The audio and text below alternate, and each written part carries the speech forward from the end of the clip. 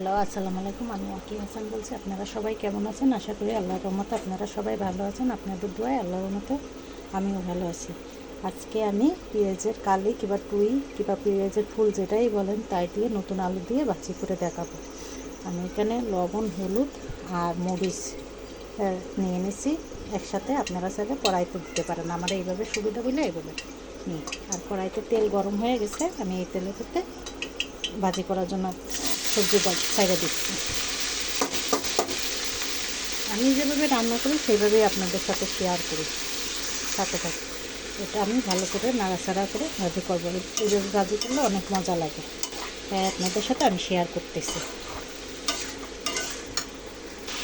আর আমি পেঁয়াজের ফুল বলেন, পেঁয়াজের কালি বলেন কিংবা পেঁয়াজের টুই বলেন, যেটাই যে বলেন না কেন, এই আমি পেঁয়াজের টুইয়ের দিকটা আমি পেঁয়াজ দিই না, কারণ এটার ভিতরে অলরেডি পেঁয়াজের যেগুলো আছে, বিরান্ডা আছে, সেহেতু আমি পেঁয়াজ দিই না। পেঁয়াজ দিলে আমার কাছে বাড়তি একটা মনে হয়। আপনারা চাইলে দিতে পারেন। আর এভাবে ভাজি করে খেলে অনেক সুস্বাদু লাগে। অনেক সময় আমি শুটকি দিয়েও ভাজি করি, আজকে করলাম না, আরেকদিন করলে শুটকি দিয়ে ভাজি করলে আপনাদের সাথে শেয়ার করব। আমার ভাজিটা হয়ে গেছে, আমি এখন ধনেপাতা দিয়ে নামাই নিই।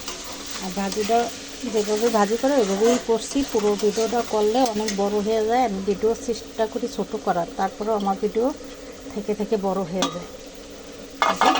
ভাজিটা হয়ে গেছে, এভাবে আপনারা বাসায় ট্রাই করে দেখতে পারেন।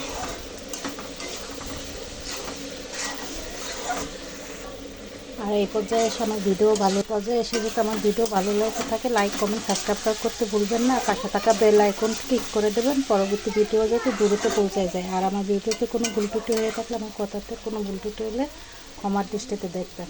আর আমি ভিডিও করার সময় ভয়েস দিই, এই জন্য আমার ভিডিওর আশেপাশে সাউন্ড অনেক আসতে পারে, আপনারা ক্ষমার দৃষ্টিতে দেখবেন। ভালো থাকেন, আল্লাহ হাফেজ।